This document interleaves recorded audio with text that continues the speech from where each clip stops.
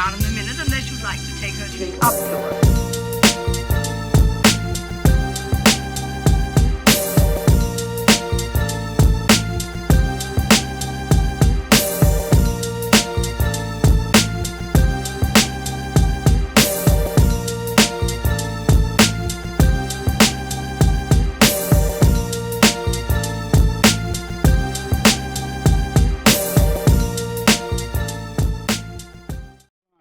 Welcome back to another update video. So I'm in the middle of just kind of taking the motor apart. I've already taken all the accessories off and stuff like that the other night. Didn't really need to film that. That's pretty simple and self-explanatory. But I got the timing chain off in the front, or the case I should say, and I found something kind of interesting. And it's like the saying says, everything happens for a reason. So if it wasn't the flywheel bolts, something else would have went right here. So here's your crank trigger, your pulse plate, whatever you want to call it, right? I don't know if you're going to be able to see it, but I'm trying to, wiggle this off so that way I could take the chain off and I could take the head off. But as I'm trying to wiggle this off, I'm looking right in there, and I hope the camera will pick it up. You guys see that little hairline crack? Right on where the tooth goes inside the crank? So that was getting ready to snap. I'm not 100% sure what would have happened if that snapped. First of all, the crank sensor wouldn't be picking up a trigger anymore, so it would have been running bad. First of all, the tune would have been way off because it's not seeing that spin the right way it should anymore. And if that's spinning like that, I guess that would be the only damage, honestly, if I think about it, because it wouldn't really throw anything else off the crank. It would just, the crank, that's only there because the crank sensor picks that up. That picks that trigger up every time it does a full rotation. It lets the motor know where top dead center is and stuff like that. So I think the tune would have just been thrown off. I don't think it would have done any more damage, but I would have drove myself nuts if that would have broke and trying to figure out what was wrong with it. So I think we're gonna have to upgrade this as well. We're gonna have to go to, I think it's the Drag Cartel. They make it with, it's like a whole kit that just makes sure that doesn't go bad. So another part to the list.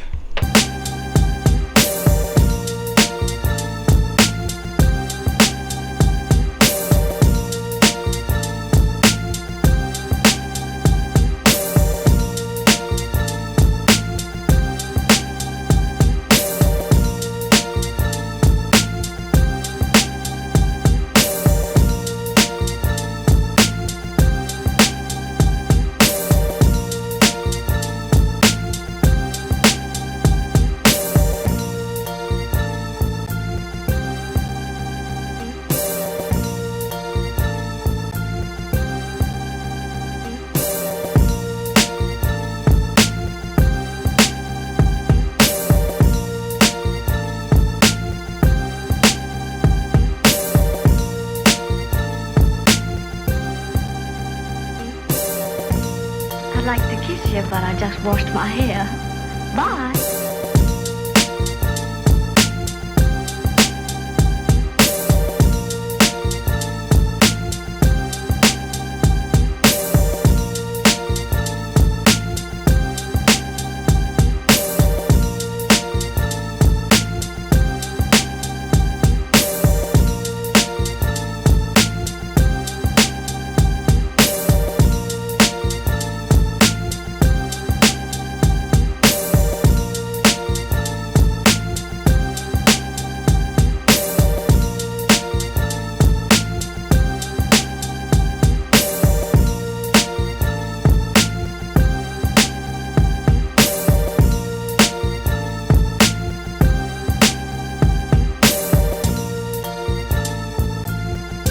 I've been thinking about you, baby. I wish you wouldn't, Jimmy. What? Think about me. What's the matter? I'm liable to catch something hanging out in your mind. Baby, you are my life. And without you, I'm an empty shell. Alright, so we pretty much got down to just the bottom end. We're getting ready to pull the crank out. And I had this idea that I wanted to check and I want to show you guys in case you are in the process of building a k20, k24 right now. This is something, it's good to check. This is your crankshaft end play. So basically this is going to tell you if your thrust washers are good or if they're bad. And if they're good, that means it should hold a certain spec, and if they're bad, they're going to go out of a spec. Now I'm going through the service manual right now, and the standard limit of new thrust washers or yeah, basically new thrust washers, your play is between 4,000s and 14,000. So anywhere in between there, if that's how much end play you have, that's good. Now, if you have used thrust washers, which these are used, you don't want to go any more than 18,000s. So I'm going to show you how much I have on this crank right now. All I'm using is just your regular dial bore gauge. I tried to get a flat spot on my crank so that way the reading wouldn't be that off, and it's just clamped to the engine stand right now. And all I'm going to do is I'm going to grab a screwdriver, and I'm going to kind of go in the center because that'll get the best, not the best reading, but you'll get the most throw out of it, or you can go in the back too. I'm just going to get a screwdriver and I'm going to pry the crank out, and then that's going to show me how much end play I have in thousands. So as you can see, we have the dial gauge zeroed out. It's really hard to zero them out sometimes, so we're going to factor in maybe half a thousandths right there of, we're going to take half a thousandths off of whatever reading we get, because that's about half over right now. So let me set this up and I'm going to show you guys. I'm going to give you a reading. I'm going to put it over the dial bore gauge so you can see. Alright, I got you guys set up over the dial bore gauge. Try to give you as best of a look as I can. So the crankshaft right now is pushed as far away from the bore gauge. So now we're going to push it towards, and you're going to see that number change. So there we have about, looks like 5 thousandths of end play, which is in our limit, because for a brand new thrust washer this should be 4 to 14 thousandths. So if we go back, it should go back to 0, and it does. So we're back at 0. Now we come back and we go back to 5 thousandths. So what this tells me basically is that these thrust washers are still good because it has the right amount of end play on it. So I'm just going to do it a couple more times to make sure the number doesn't changes. So we let that needle just kind of settle down. So now you can see the needle actually moved a little bit more to 1. So we're going to try to factor 1 now. So that should be closer to 6, which is about 5 thousandths on the dot. Would be, we're within our spec, and I like that. Now we'll move the crankshaft back.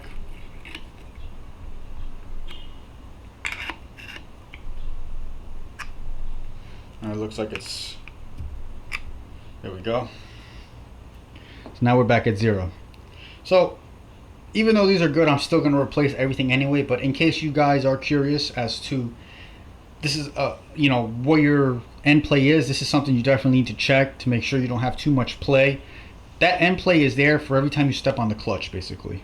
So I just want to show you guys exactly how I'm doing it. All I'm doing is grabbing my screwdriver in here, and I'm going to pry towards the dial bore gauge, and that's where I get my reading 5 thousandths, and then I pry back away from it. And you can actually feel the crank slide back and forth. And like I said, this end play is for when you step on the clutch, because every time you step on the clutch, you're applying pressure on the back of the motor, and it's kind of transferring to the flywheel. Not really much, but if it is, you have this clearance, so that way this motor is not sitting tight and it'll kind of bind anything. That slight clearance is there for that reason. So like I said, these are technically good. I could reuse them, but everything is going brand new. So now we're going to work on, first I'm going to try to pull the rod caps off. I'm going to see what the bearings look like under each rod, and then we'll take our crank out. Alright, so the pistons are all out. So this is, we're starting from 1, 2, 3, and 4. As you can see, the journal on the crank for piston number 1, it's in good shape. Number 2, same thing, good shape. 3 is the same, and 4 is the same. So that always sucks to see that the journals and everything are still in good shape. As you can see, the crank rotates very freely, so that tells me the main bearings are still good.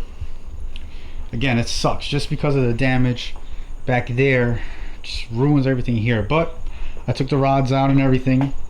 Here they are, and I want to show you guys each of the bearings. Starting from number 1, as you can see, it's worn. It would probably had a little bit more life left on it. You can see there's still some material on it, but in the center it was wearing out. And this is the bottom end, which would be right here on the rod. Kind of got the same line, and it progressively kind of gets worse as we go along. So this is number 2, kind of the same thing as number 1. Not much of a difference, still got a little bit of life. Now here's where we start, this is where we started seeing the shine in our oil. As you can see, this one started to wear even more. And you can definitely see it when we go to this part of the bearing. There's no more of that coating left. It's all wiped off. And the worst one, number 4, there's no coating left on this bearing. So this is number 4, which is all the way at the back at the flywheel. This is why I probably took all this beating, just because this is right here is your flywheel, so this is transferring everything to this one bearing, and then as it goes down it gets a little weaker. But it looks like these bearings were getting ready to spin. There was a little bit of life left on them, but because of all the extra abuse, it started to wipe them out, and that was all the shine we started to see in our oil. It was probably from these 2 sets right here. Rods and everything, they look okay, and thank God nothing is bent. The rings, everything looks okay. So these are probably going to stay the way they are. We're going to get new bearings.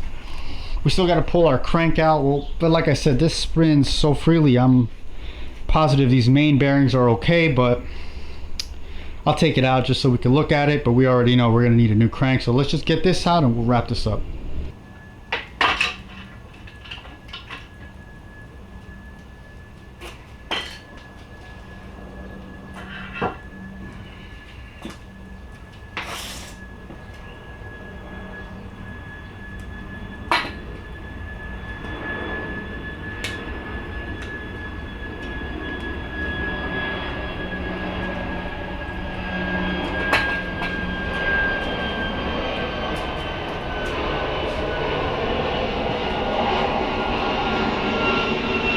Cranks out, and pretty much what I suspected. As you can see, the bearings, they're not beat up, they're all right. Kind of the same theme as the rod bearings. As you can see, number 4 and number 3 are wore a little more than 1 and 2, and that's just because this was all the pressure just applying over here.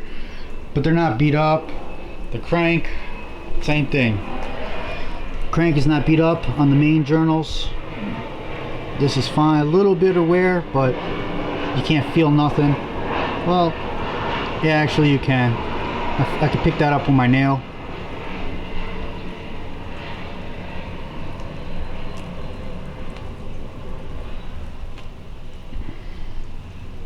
There seems to be one groove right here. You can kind of see it on the camera. And the other ones don't have any grooves.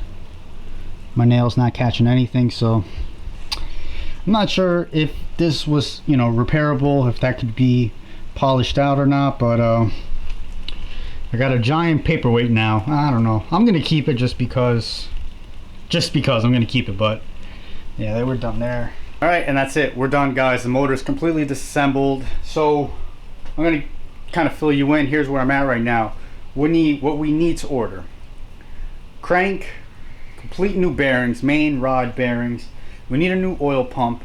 We need a new head gasket. We need new flywheel bolts. I'm not taking a chance with those. I'm going to order ARP flywheel bolts. I'm considering getting pressure plate bolts. I'm still on the fence about that. We're going to need new, not gaskets, like seal set. There's a couple seals. I took them out. They're out. I'm going to put new seals on there. We need a new clutch kit. We need a new flywheel. I'm tempted of getting new head studs because this would be the 3rd time I'm torquing them down. I don't know if I want to take the chance. If I'm already replacing the whole bottom end, I think I'm just going to get a new set. It's not that expensive. Probably a new time and chain tensioner. We're already in there. We're going to replace that.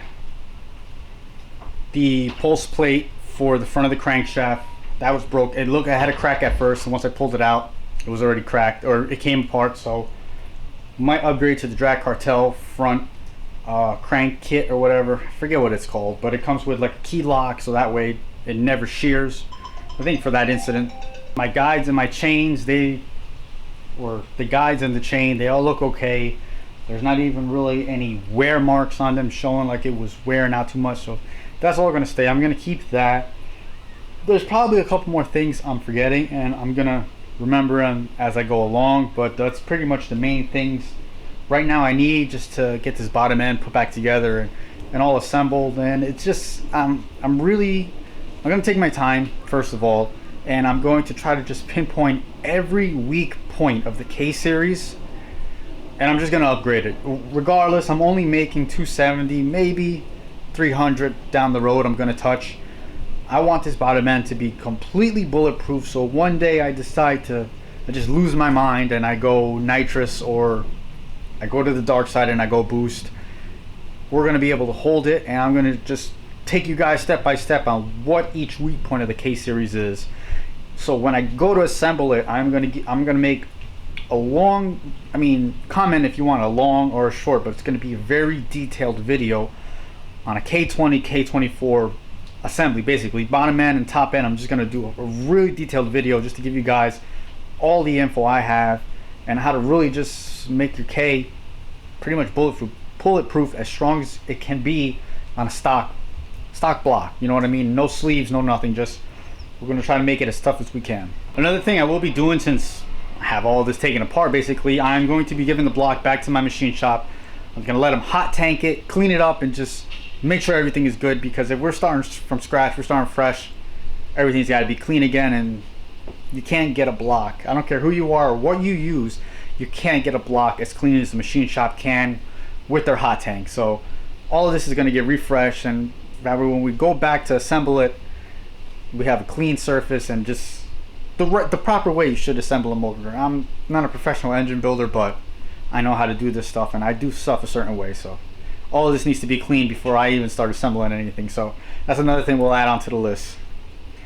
One thing I want to mention before I close this video, I know I keep rambling, but that last video I put up, and I was just kind of asking for some help. The amount of support that I got from everybody offering me, to find a crank for me. Somebody from Florida was going to order one for me from a local guy, but I'm trying to find a local one in Jersey. That way I don't have to pay for shipping, and I'm trying to save a little money here, But I thank you.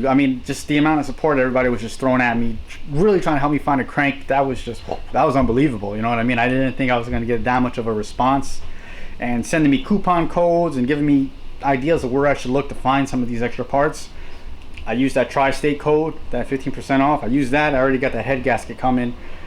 Just thank you guys. That was really cool of you, and I didn't think I'd get all that support. So that's good to know that you guys have my back, and I really appreciate that. And I got your back with giving you guys as much info as I can. So thank you for that, guys. I will catch you in the next video. The next video will probably be some updates on parts we got coming in, and maybe some other random stuff. We'll see what else we can get into, so we're not just focused on this one waiting game of me trying to get parts. Thank you for everything, guys. Stay motivated and keep making those streets louder.